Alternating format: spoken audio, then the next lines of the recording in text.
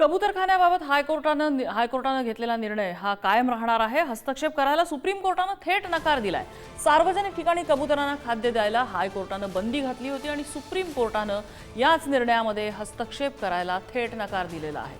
त्यामुळे आता कबूतरखान्यावरची बंदी, तिथे पक्ष्यांना खायला घालण्याबाबत असलेली बंदी ही कायम राहणार आहे।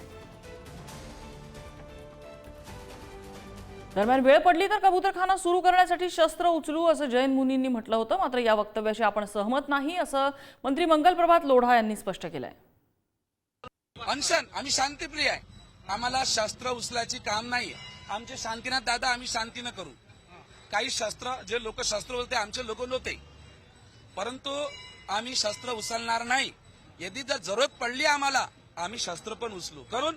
आम्ही संविधानाला मानत आहे ना, आता कोर्टाला मानतो ना, देवेंद्र फडणवीसला मानतो ना। आमच्या धर्माच्या जर विरुद्ध आलं तर बस धर्माच्या विरुद्ध, अरे धर्माच्या विरुद्ध आहेच नाही। कोर्टाने जे निर्णय दिलेला आहे धर्माच्या विरुद्ध जर आलं तर कोर्टला आम्ही मानणार नाही। किशोरी पेडणेकरांचं असं म्हणणं या संदर्भामध्ये, हा तुम्हाला अर्बन नक्षलवाद वाटत नाही का? जैन मुनी शस्त्र हातामध्ये घेतात, तर असं आम्ही काय केलं? मी 1 मिनिटामध्ये सांगितलं, मी त्याच्याशी सहमत नाही आहे। मी सांगितलं, मी ज्यावेळेस बोलायचे असेल, जे काही माझा रोल करायचे मी करत आहे, या विषयावर आता बोलणार नाही।